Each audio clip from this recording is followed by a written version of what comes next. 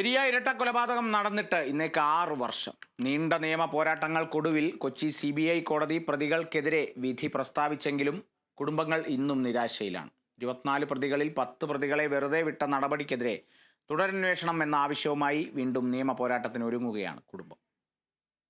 2019 ഫെബ്രുവരി 17-നാണ് Periya കല്യോട്ടെ youth Congress പ്രവർത്തകരായ ശരത് ലാലിനെയും കൃപേഷിനെയും അതിക്രൂരമായി വെട്ടിക്കൊലപ്പെടുത്തിയത്. കേരളത്തെ നടുക്കിയ കൊലപാതകം നടന്നിട്ട് ഇന്നേക്ക് 6 വർഷം തികയുന്നു. കല്യോട്ട് കൂരാങ്കര റോഡിൽ ബൈക്കിലെത്തിയ കൃപേഷിനെയും ശരത് ലാലിനെയും അക്രമി സംഘം തടഞ്ഞു നിർത്തുകയും അതിക്രൂരമായി വെട്ടിപ്പരിക്കേൽപ്പിക്കുകയുമായിരുന്നു.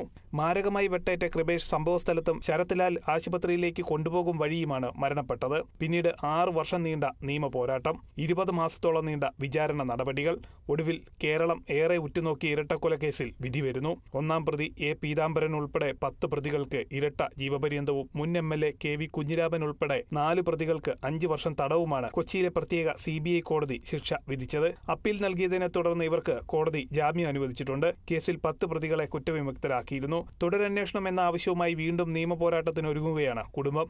രക്തസാക്ഷിത്വ ദിനാചരണത്തിന്റെ ഭാഗമായി പെരിയയിൽ ഇന്ന് വിപുലമായ പരിപാടികളാണ് ആസൂത്രണം ചെയ്തിട്ടുള്ളത്. 5000 പ്രവർത്തകർ പങ്കെടുക്കുന്ന അനുസ്മരണ സമ്മേളനവും രക്തസാക്ഷി സ്മൃതി മണ്ഡപത്തിൽ പുഷ്പാർച്ചനയും നടത്തും. വൈകുന്നേരം നടക്കുന്ന അനുസ്മരണ സമ്മേളനം കർണാടക ഉപമുഖ്യമന്ത്രി DK ശിവകുമാർ ഉദ്ഘാടനം ചെയ്യും. KPCC president K. സുധാകരൻ ഉൾപ്പെടെയുള്ള കോൺഗ്രസിന്റെ മുതിർന്ന നേതാക്കൾ പങ്കെടുക്കും. Kerala vision news, Kasaragod.